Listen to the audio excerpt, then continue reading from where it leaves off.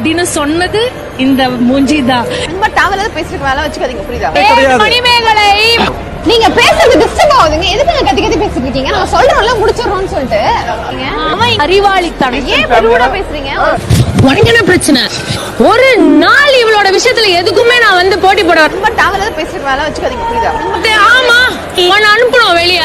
வெளியே போ, கிளம்பு. நீங்க எப்படி வேணா பேசுறீங்க, உங்களுக்கு irresponsible பேசுறீங்க. அது மாதிரி நான் இப்படி பேசுறீங்கன்னு சொல்லுங்க. ஒரு நாள் ஒரு பேச்சு பேசாத.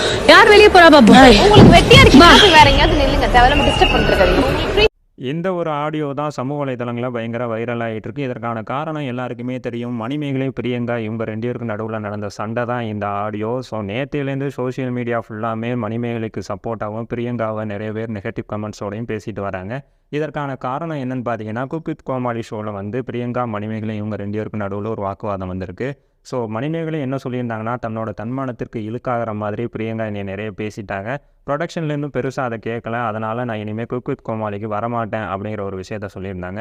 இதை தொடர்ந்து சோஷியல் மீடியாவில் நிறைய பேர் மணிமேகலைக்கு சப்போர்ட் பண்ணியிருந்தாங்க. அதை தாண்டி சோஷியல் மீடியாவில் இருக்க நிறைய ஆங்கர்ஸே சொல்லியிருந்தாங்க, எங்களுக்கும் இதே மாதிரியான ஒரு சூழல் நடந்திருக்கு, பட் மணிமேகலை ரைஸ் அவுட் பண்ணி பேசியிருக்காங்க, அது எங்களுக்கு ரொம்ப சந்தோஷமாக இருக்குது, நாங்கள் எல்லாருமே மணிமேகலைக்கு சப்போர்ட்டாக இருப்போம் அப்படிங்கிற ஒரு விஷயத்தையும் சோஷியல் மீடியாவில் பகிர்ந்தாங்க. இதை தொடர்ந்து பார்த்தீங்கன்னா பிரியங்கா மேலே நிறைய நெகட்டிவான கமெண்ட்ஸும் வந்துக்கிட்டு இருந்தது. ஸோ பிரியங்கா இது எதுக்குமே அவங்க பதில் சொல்லலை. பிரியங்காவோட நண்பர்களும் இதை பற்றின கேள்விகளை தவிர்த்துட்டு வந்தாங்க. யாருன்னு பார்த்தீங்கன்னா மாகாப்பா ஆனது ரொம்ப க்ளோஸ் ஃப்ரெண்ட். அவங்கள்ட்டே நேற்று ஒரு பேட்டியில் வந்து கேட்கும்போது, அது அவங்க 2 பேருக்கு நடுவில் நடக்கிற பிரச்சனை, அந்த பிரச்சனைக்கு எனக்கும் சம்மந்தம் இல்லை, ஸோ அந்த ஷோக்கும் எனக்கும் சம்மந்தம் இல்லை, அதுக்கு நடுவில் நான் போக விரும்பலைன்னு சொல்லிட்டு விளங்கிட்டார்.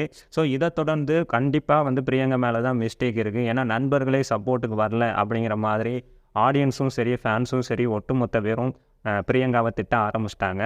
ஸோ இதை தொடர்ந்து இந்த ஆடியோவும் வெளியாகிருக்கு. இந்த ஆடியோவை நீங்கள் கேட்கும்போதே தெரிஞ்சிருக்கலாம் யார் மேலே மிஸ்டேக் இருக்குன்னு. ஸோ இதை பற்றி நீங்கள் என்ன நினைக்கிறீங்க, அதை பற்றின கமெண்ட் செக்ஷனில் சொல்லுங்கள். இந்த வீடியோ பிடிச்சிருந்தால் லைக் பண்ணுங்கள், ஷேர் பண்ணுங்கள், மறக்காமல் நம்ம காஃபி கடை சேனலை சப்ஸ்கிரைப் பண்ணுங்கள்.